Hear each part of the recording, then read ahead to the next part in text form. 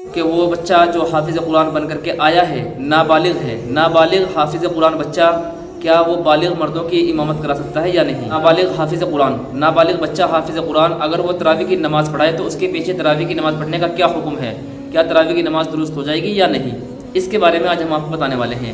دیکھیے اس مسئلے کا جواب یہ ہے، پہلے تو مسئلہ سن لیں۔ مسئلہ یہ ہے کہ وہ حافظ بچہ کہ جو ابھی حافظ قرآن بن کر کے آیا ہے لیکن وہ بالغ نہیں ہوا ہے، تو نابالغ ہوا ہو تو نابالغ ہونے کی صورت میں وہ امامت کرا سکتا ہے، تراویح کی نماز پڑھا سکتا ہے، اور تراویح کی نماز درست ہو جائے گی یا نہیں؟ چونکہ عام طور سے دیکھا جا رہا ہے رمضان المبارک کا مہینہ جب شروع ہو جاتا ہے تو ہر طرف حفاظ نظر آتے ہیں، ماشاءاللہ اللہ کا بڑا فضل ہے۔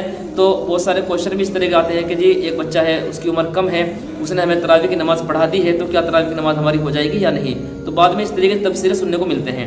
تو اس لیے آج ہم آپ کو بتانے والے ہیں کہ کیا مسئلہ ہے صحیح مسئلہ یہ ہے کہ جواب اس مسئلے کا یہ ہے، نابالغ کی امامت درست نہیں ہے، نابالغ بچے کی امامت درست نہیں ہے۔ جس طریقے سے فرض نمازوں کے لیے بالغ ہونا شرط ہے، اسی طریقے سے تراویح کی نماز میں بھی بالغ ہونا وہ شرط ہے، ضروری ہے۔ جو علامتیں ہیں اس کی علامتیں اگر ظاہر ہو جائیں بلوغت کی تو وہ بالغ شمار ہو جائے گا، اور اگر وہ علامتیں ظاہر نہیں ہوتی ہے تو وہ پھر بالغ نہیں شمار ہوگا۔ مثال کے طور پر اگر بچہ ہے اس کو احتلام وغیرہ انزال وغیرہ ہو جائے تو وہ بالغ شمار ہو جائے گا، اور اگر یہ علامتیں ظاہر نہیں ہو رہی ہے تو پھر قمری اعتبار سے چاند کے اعتبار سے مکمل 15 سال ہونا اس کا ضروری ہوگا۔ 15 سال ہونے کے بعد میں وہ بالغ شمار کر لیا جائے گا، اس کے بعد میں وہ نماز پڑھا سکتا ہے۔ تو اس کی پہچان یہ ہے کہ اگر اس بچے کو انزال وغیرہ احتلام وغیرہ ہو جائے تو وہ بالغ شمار ہوگا، تو وہ امامت کرا سکتا ہے، نماز پڑھا سکتا ہے تراویح کی، اور اگر یہ علامت ظاہر نہ ہو تو پھر 15 سال کی عمر ہونا اس کے لیے ضروری ہے کہ 15 سال مکمل ہونے کے بعد میں وہ تراویح کی نماز پڑھائے گا، تو پھر تراویح کی نماز درست ہو جائے گی۔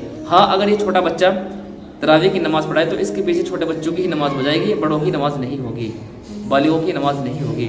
امید ہے یہ مسئلہ آپ کی سمجھ میں آ گیا ہوگا۔ آپ کا بھی کوئی سوال ہو ضرور کمنٹ باکس میں لکھیں، انشاءاللہ ضرور اس کو بتایا جائے گا۔ السلام علیکم ورحمۃ اللہ وبرکاتہ۔